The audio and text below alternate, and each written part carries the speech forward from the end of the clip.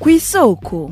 Kw'isoko ni ikiganiro mushikirizwa mukagitegurirwa n'urunani rw'amaradiyo Radio Inzamba agateka kawe, Radio RPA ijwi ry'abanyagihugu na Radio Television Renaissance.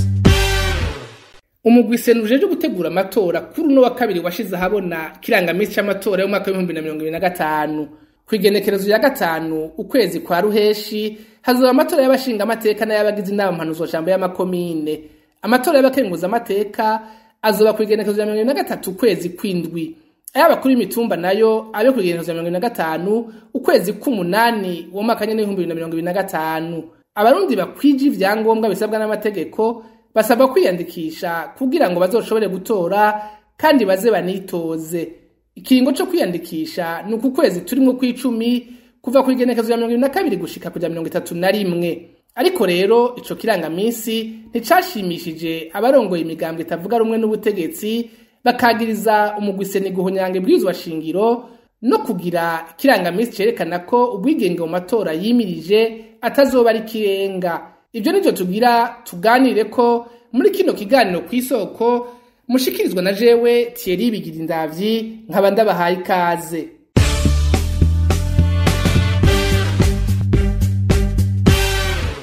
Mu kiganiro yahaye abamenyesha makuru kuri uwa kabiri uheze igenekerezo ya 15 gitugutu umwaka wa 2024, Prosper Ntahugwami yarongoye mu Gwiseni asaba abantu gusidukana niyonka baze kwiyandikisha, agatera n'akama abarongoye imigambwe guhimiriza abanywanyi babo kugira bitabire ivyo bihe twimirije. Nkuko mwabikurikiranye muri nama jeje kugirana n'abegwa n'ivy'amatora, twabashikirije urutonde rw'ahantu hazobera iyandikwa ry'abazokwitaba amatora. Twanabashikirije kandi n'ikirangamisi c'amatora, twongera turabashikiriza ikiringo c'iyandikwa ry'abazokwitaba amatora. Ico dusaba rero ubwa mbere nuko abantu jeje kubonana ivyo biringo bo bimenya, hama twabasaba ko bo kwitegurira neza amatora mu 2025, nako kwitegurira neza ubwa mbere bwobwo no kwiyandikisha kugira umuntu azoyitabe, ari uwipfuza kuzotora yitaba amatora, ari n'uwipfuza kuzokwitoza yiyandikisha, kuko utazoba yiyandikishije ntashobora no kuzokwitoza. Hama ikindi naco na cane ku banyamigambwe twifuza yuko bofasha mu kurarika abenegihugu n'akabanywanyi b'abamigambwe bitabaye amatora, tugasaba inzego z'intwaro hagati mu gihugu korohereza abenegihugu kugira ngo bashobore kuronka impapuro zisabwa bashobore kwiyandikisha.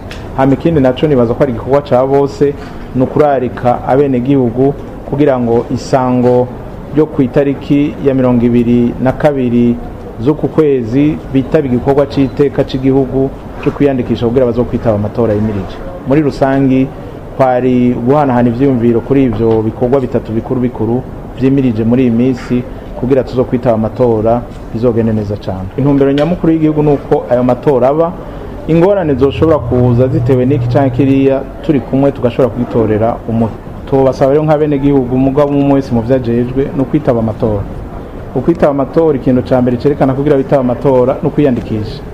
Rero twobararika yuko kuva ku itariki 22 z'uku kwezi gushika 31 inkoko niyo ngoma basidukane niyonka, namwe turabatumye bamenyesha makuru mubwira abarundi bakwije ibisabwa bitaba amatora mu kwiyandikisha. Ariko rero ico kirangamisi cashikirijwe no mu Gwiseni nticanyuze abarongoye imigambwe itavuga rumwe n'uri ku butegetsi, bakabona ko ico kiringo batanze ari gito kitazoborohereza gushira hamwe ngo bashobore kugira inani. Umugambwe Sahwanya Frodebu na Kodebu iragijyandadaye barasohoreye hamwe itangazo kuri umunsi wa kane uheze kuwa 17 gitugutu umwaka wa 2024, aho biyamirije ico kirangamisi. Kefa Nibiza arongoye umugambwe Kodebu muri iryo tangazo asaba seni kongereza ico kiringo kugira ngo imigambwe ibishaka izoshobore kuja hamwe igira urunani.